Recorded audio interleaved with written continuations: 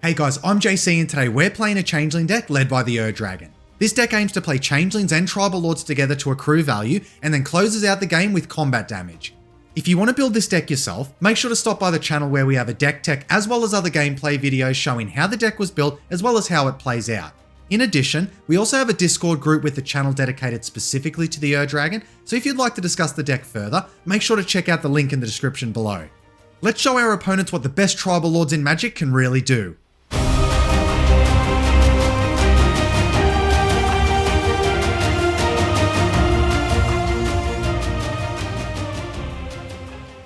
Alright guys, let's see who we're playing today. We have the partner pairing of Pako Arcane Retriever with Haldan Avid Arcanist. We have Emperor Mihail II, and finally we have Atla Palani Nest Tender. Alright, I don't have to look hard at our opening hand. We can't keep this with one land, especially being a 5-color deck, so let's mulligan. Alright, this hand's much better. We have 2 fetch lands, we do have card advantage, 2 card advantage creatures in fact, and we do have a mana dork there, which I always really like to see. Mana and card advantage. With enough lands, you can't really ask much more than that for this deck, so let's keep it and see how we go. We start the game by drawing a Sylvia for turn. Alright, well let's play our Polluted Delta. We'll crack it right away. We'll put our Breeding Pool into play, and we'll have it come into play untapped, so we'll lose 2 life. And let's cast our Moth Dust Changeling. Then we'll pass the turn. Pako plays a fetch land for turn. They crack it right away. They put a Ketria Triome into play tapped, and then they pass the turn. The Emperor plays a land, but that's going to be it for them. Atla plays a tap land for turn, and then they pass the turn. Well, let's begin by playing our City of Brass, and then we'll cast Catilda. Next we'll move to combat.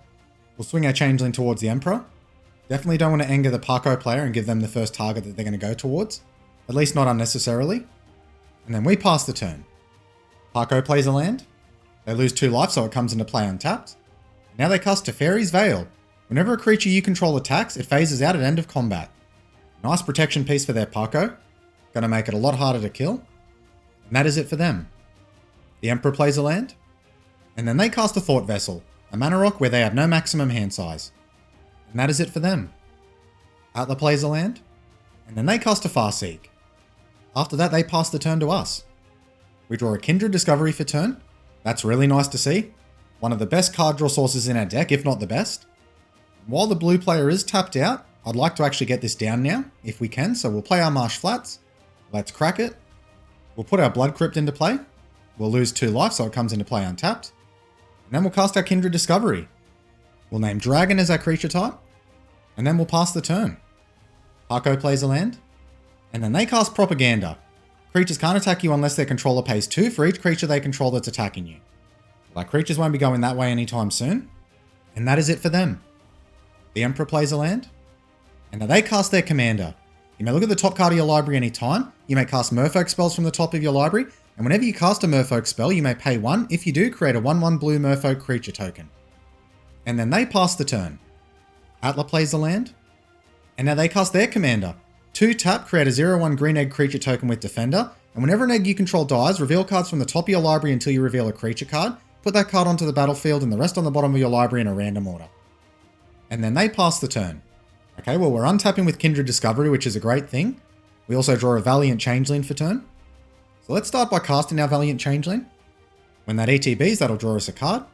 And we get ourselves a Hoffrey, very nice board protection, which our deck really needs to be able to make sure we don't have a blowout. And now let's cast our Realm Walker. We'll name Dragon as the creature type once again. That will trigger Kindred Discovery, so we'll get to draw a card. And we're going to be drawing Magda. There is our library right there and what's on top.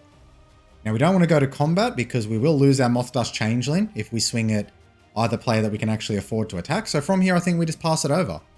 At least at the moment we've got a nice engine online. And we just have to hope we can keep it up. If we keep our Kindred Discovery around for another turn, I think we're going to be in a really strong position. Pako starts their turn by playing a land, but after that they are just going to pass the turn. So a slower start from Pako and Haldan than I'm normally used to. Played against this deck in its various forms in a few different games, and it certainly comes out pretty quick and hits hard, so we definitely appreciate the time we're being given at the moment. The Emperor starts their turn by casting Svelin of Sea and Sky. That does trigger the Emperor, and they do have 1 mana so they can pay, and they do. So they make themselves a Merfolk token. Svelin as indestructible as long as you control at least 2 other Merfolk. When Svelin attacks, draw a card, and other Merfolk you control have Ward 1.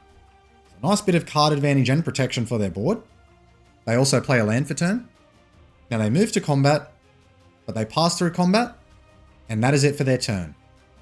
Atla plays a fetch land for turn. Next they cast a 3 visits, but it looks like they're leaving their turn there. We draw a Misty Rainforest for turn, and we do have a Changeling on the top of our deck, which is nice to see. So let's start by playing that land for turn. Next, we'll cast our Magda. Now we'll tap our Catilda for white, and our City of Brass for red. And let's cast our Cloud Shredder Sliver. Now we're going to move to combat. We'll send our Valiant Changeling towards the Merfolk player, and our other 2 Changelings towards Atla. That's going to trigger Magda and Kindred Discovery 3 times. Our first draw is the Imposter. It looks like the next one's a Triome. And the next one's a Command Tower. Well, at least we don't have to worry about our land drops for the next few turns. And we have a Triome on top. Let's make 3 treasure tokens thanks to Magda. Now we can let combat resolve. Now we're going to crack our Misty Rainforest. We'll put our Murmuring Bosk into play. And then we'll cast our Imposter. That'll trigger Kindred Discovery. We're going to draw our Risen Reef. And we have the Bears of Lit Jara on top. But from here, I think we'll just pass the turn. So we're definitely in a very strong board position at the moment. We can keep it for one more turn. It's going to be pretty hard for our opponents to come back. Now, Pako does play a land for turn. They lose 2 life, so it comes into play untapped. Now they cast one of their commanders, Pako. It has haste, and whenever it attacks, exile the top card of each player's library and put a fetch counter on each of them. Put a 1/1 counter on Pako for each non-creature card exiled this way. Well, we already know what they're going to get off of us, and it's nothing that's going to worry us too much. So now they move to combat. Pako goes towards the Atla Palani player. That triggers Pako and Teferi's Veil. Looks like they get a Gauntlet of Power off the Emperor, a Mirror Entity, and then obviously our Bears of Lit Jara. And we have a Gale Rider Sliver on top of our library. So Pako is currently a 6/6. They let the damage through. That knocks them down to 29 with 6 commander damage. Now Pako will phase out at end of combat. And that is it for their turn. The Emperor starts their turn by just moving straight to combat. Svelin goes towards us. That will trigger Svelin and they'll draw a card. We're happy to take the damage on this one. That knocks us down to 26. In their second main phase, they play a land. And then they cast a Surge Spanner. That triggers their Emperor. So they can pay 1 to make a Merfolk token. And they do. Whenever Surge Spanner becomes tapped, you may pay 1 and a blue. If you do, return target permanent to its owner's hand. Okay, that's a nice spicy bit of interaction. And that is it for their turn. But on their end step, Atla does crack their fetch land. And they put a Plateau into play. Then they also activate their Atla, making an egg token. And now we move to their turn. Atla starts by playing a land. Then they move to their second main phase and they cast a Beast Within, targeting their own egg token. Alright, let's see what big scary creature Atla plans on cheating out here. And they get themselves an Avacyn Angel of Hope. Flying, Vigilance, Indestructible. Other permanents you control have Indestructible. And it notably is a flyer, which means we can't really get through there at the moment, unfortunately. But that is going to be it for their turn. We draw our Gale Rider Sliver for turn, and we also have a Najeela the Blade Blossom on the top of our deck. That's a great finisher. So we'll start by playing our Command Tower. Next, we're going to get down our Commander, so we have a big block of 4 Avacyn and Pako. So we cast our Commander, and we also trigger Magda twice, making us 2 treasure tokens. That also triggers Kindred Discovery, so we'll draw our Najeela. We have a land on top. Now we're going to move to combat. We'll have to send our Changelings at the only player that we can profitably attack into, which is going to be the Emperor. That's going to trigger the Ur-Dragon, Magda twice, and Kindred Discovery twice. So we're really getting a lot of value out of our Changeling deck at the moment. Kindred Discovery especially, that's really been the powerhouse of this game for us. Been keeping our hand more than full. So we get a land, we have another Changeling on top. We'll make 2 more treasures. Now we get to cheat a permanent into play thanks to the Ur-Dragon. And we're definitely going to cheat our Hoffrey into play to protect our board. Our creatures will also get a buff thanks to Hoffrey as well. Notably, one of the cards we did actually draw and I missed that was Peer Pressure, probably one of the most fun interactive pieces in the deck. So damage goes through, that knocks the Emperor down to 16. Now we certainly could cast Peer Pressure here, stealing all of the Emperor's Merfolk, but not only do I think they're going to scoop, which isn't necessarily a big problem, but I don't think we have to worry about them too much at the moment. It's really that Avacyn that could give our board quite a lot of protection, and then our opponent's going to have to get rid of basically our Hoffrey and Avacyn as well. So I think we're going to do that. I think we'll take the Avacyn using our Peer Pressure. So we're going to choose Angel. That puts Avacyn under our control now.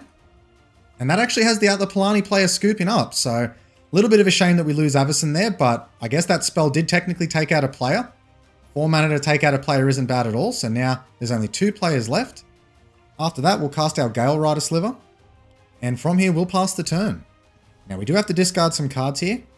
I think we'll get rid of our Triome. And then we'll go to the Pako player's turn. Pako starts by just moving straight to combat. Pako goes towards the Merfolk player. That triggers Pako as well as Teferi's Veil. Unfortunately, they are going to steal our Shifting Sliver. But that's okay, we do have Najeela in hand. That's probably going to be enough to get the job done. Still sad to see that one go. And it looks like they just get an island from the Merfolk player. We have a Prosperous Thief on top of our deck. So Pako's now an 8/8. They just block with one of their Merfolk tokens. The Merfolk goes down. At end of combat, Teferi's Veil does trigger. So Pako will phase out. And next they cast a Blasphemous Act. This spell costs 1 less to cast for each creature on the battlefield. It deals 13 damage to each creature. Well, luckily we got our Joffrey down just in time, because this could have undone us pretty well, or at least bought the Pako player a lot more time. So we're fine to see that go through. Let's see if they realize that we had Joffrey on board. So a bunch of Joffrey triggers go onto the stack. And it looks like they didn't realize that at all, because the Pako player has scooped now. And this will be triggering Kindred Discovery as well. So we'll not only rebuild our board, but we'll also be drawing a few cards as well. Get a Guardian Gladewalker. We'll name Sliver as the creature type. Get a Ghostly Changeling. It looks like another land's going to be on top. And now we go to the Emperor player's turn. Now they're going to probably need a Cyclonic Rift here to be able to take care of our board. There's not a lot of options that are running mono blue that completely wipe the board, so we'll see if they have an answer. Otherwise they are just going to be dead to combat damage. And it looks like they don't have any answer and they just decide to scoop it up there. Alright guys, that is the game done. Let's go to the review and discuss what happened. So if you're ever thinking about picking up and playing this deck, the opening hand we had for this game is one you should always aim for.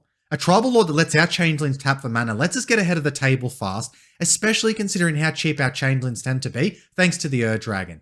Combine that with a powerful Tribal card draw effect, and you are off to the races. Well, that's it from me today.